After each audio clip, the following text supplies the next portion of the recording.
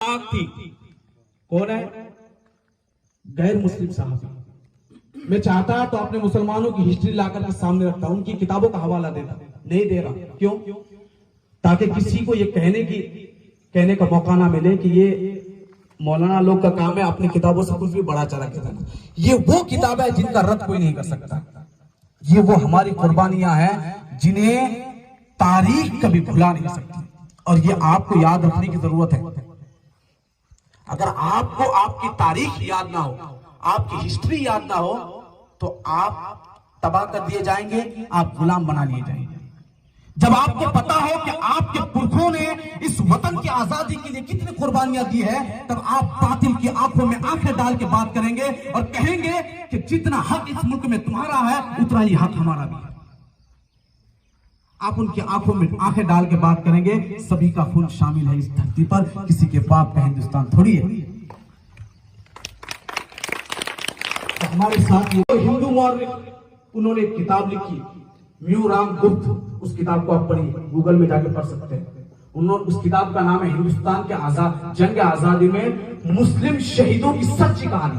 उन्होंने एक और किताब लिखी, अशफाकुल्लाह खान शहीद, उसको पढ़िए। ये सरकारी सतह पे इसका तस्करा नहीं हुआ। आप स्कूल में जाते होंगे, आपको पता होगा, हिस्ट्री की सब्जेक्ट आप पढ़िए, उसमें बराए नाम आपके मुजाहिदीन का तस्करा होगा। क्यों ये जुल्म हुआ हमारे साथ, और आज भी ये जुल्म हो रहा है। टीपू सुल्तान को देखिए, उनकी जिंदगी को देखिए। जब मीर जाफर की गद्दारी की वजह से अंग्रेजों ने उनको चारों तरफ से घेर लिया था और कहा था, टीपू सुल्तान अब तुम्हारे पास कोई रास्ता नहीं, अब तुम हथियार डाल दो या फिर हमारी गुलामी कबूल करो। उस वक्त टीपू सुल्तान ने एक तारीखी अल्फाज इस्तेमाल किया था, कहा था शेर की एक दिन की जिंदगी गीदड़ की 16 साल जिंदगी से बेहतर है। क्या कहा था? शेर की एक दिन की जिंदगी गीदड़ की 16 साल जिंदगी से बेहतर है। अशफाकुल्लाह खान की जिंदगी को आप देखो, अशफाकुल्लाह खान को बड़ी बेरहमी से सजाएं दी गई। कितनी बेरहमी से सजाएं देने के बाद जब खैराबाद के जेल में उसे फांसी पे लटकाया जा रहा था और कहा जा रहा था अब भी हमारी गुलामी को कबूल कर लो, तो अशफाकुल्लाह खान ने अंग्रेजों की आंखों में आंखें डाल के बिस्मिल्लाह अज़ीम आबादी की जबान में कह रहा था कि सरफरोशी की तमन्ना हमारे दिल में है, देखना है जोर कितना बाजुए कातिल में। ये वो हमारे बुजुर्ग हैं जिन्होंने देश की कुर्बानी के लिए सब कुछ कुर्बान कर दिया। डॉक्टर इकबाल को देखो, जब कौम के नौजवान अपनी हौसला पस्त कर जाते थे, तो डॉक्टर इकबाल साहब अपने अशार के जरिए, हमारे उलमा अपनी तकरीरों के जरिए उनके अंदर एक जज्बा पैदा करते, कहते मंजिल से आगे बढ़कर मंजिल तलाश कर, मिल जाए तुझको दरिया तो समंदर तलाश कर, हर शीशा टूट जाता है पत्थर की चोट से, पत्थर भी टूट जाए वो शीशा तलाश कर। ये हमारी कुर्बानियां हैं। कहां गई? 1920 और 1922 ईस्वी की तारीख आप उठाकर देखें। सरकारी रिपोर्ट के मुताबिक जब तहरीकें चल रही थी, उस तहरीक में 20,000 मुसलमानों को कैदी बनाया गया। 1930 ईस्वी में 2,70,000 मुसलमानों को कैदी बनाया गया।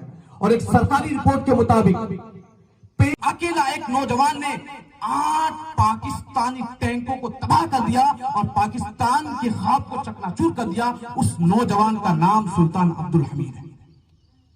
वो मुसलमान है, वो मुसलमान है। अब कहां का हमारी किरदार? आज हमसे कहा जाता है तुमने देश के लिए क्या किया। मैं कहता हूं क्या नहीं किए, क्या कुछ है। आज पूरी दुनिया में हिंदुस्तान की जो अजमत को दोबाला करने वाला ताजमहल किसने बनाया? मुसलमान।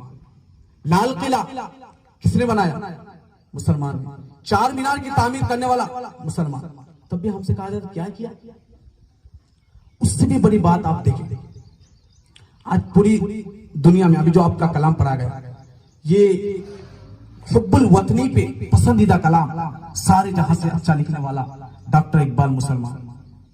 उससे भी बड़ी दिलचस्पी की बात आप सुने, जो नेता महफिल में जाकर के, मजलिसों में जाकर के जय हिंद का नारा लगाते हैं और कहते हैं और खुद को कहते हैं हम देशभक्त हैं और जो हमें मुसलमानों को देश के सामने गद्दारी के तौर पे पेश करने की कोशिश की जाती है।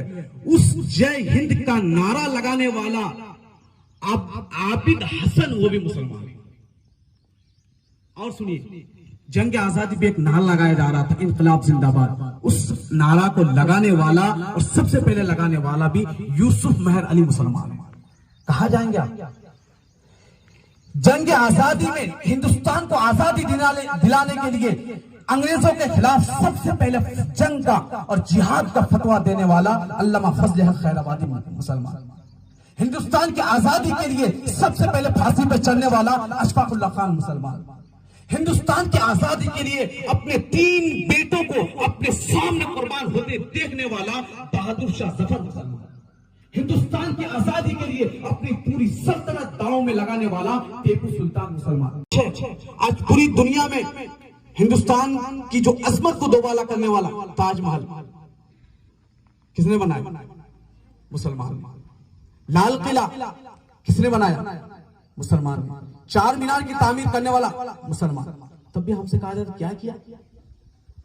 उससे भी बड़ी बात आप देखें, आज पूरी दुनिया में अभी जो आपका कलाम पढ़ा गया, ये हुब्बुल वतनी पे पसंदीदा कलाम सारे जहां से अच्छा लिखने वाला डॉक्टर इकबाल मुसलमान। उससे भी बड़ी दिलचस्पी की बात आप सुने, जो नेता महफिल में जाकर के, मजलिसों में जाकर के जय हिंद का नारा लगाते हैं और कहते हैं और खुद को कहते हैं हम देशभक्त हैं, और ये हमें मुसलमानों को देश के सामने गद्दारी के तौर पे पेश करने की कोशिश की जाती है। उस जय हिंद का नारा लगाने वाला आबिद हसन वो भी मुसलमान है।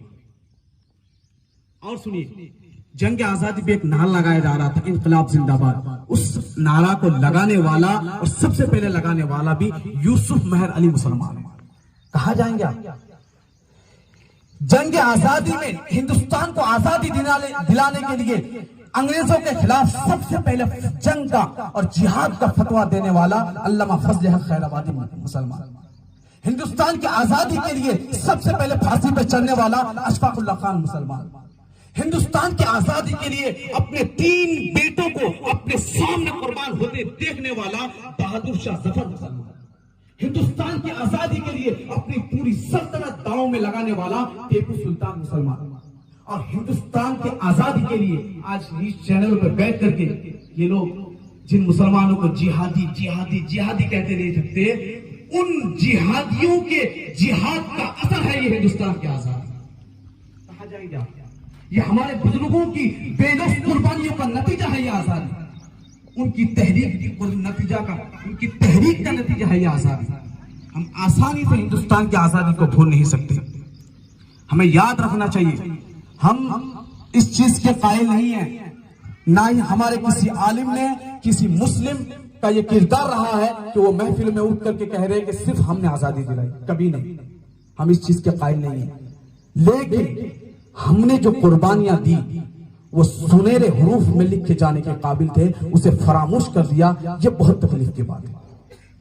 अब हमारी जिम्मेदारी ये बनती है कि हमारे बुजुर्गों ने जो कुर्बानियां दी उनकी हिस्ट्री को अपने जहन में बिठाओ, आने वाली नस्लों को बताओ। याद रखो, मैं बहुत जिम्मेदारी के साथ बता रहा हूं, अगर आप ऐसे ही अपने हिस्ट्री को छोड़ दी, अपने माजी को भूल गए, अपने पुरखों की तारीख को भूल गए, एक वक्त आएगा जब तुम्हें गुलामी की जंजीर तुम्हारे गले पे और तुम उफ तक नहीं करोगे। तुम्हारी आने वाली नस्लें गूंगी पैदा होगी, वो मुल्क के सामने कुछ बोलने के काबिल नहीं होगी, क्योंकि उसको पता ही नहीं होगा कि उसने देश की आजादी में, मुल्क की आजादी में क्या किरदार निभाया है। आज स्कूल से पढ़ने के बच्चों को पूछिए, वो चंद गिने चुने नाम बोलेंगे किसने आजादी दिलाई, उसने चंद गिने चुने नाम। जबकि नवाब सिराजुद्दीन दौला, टीपू सुल्तान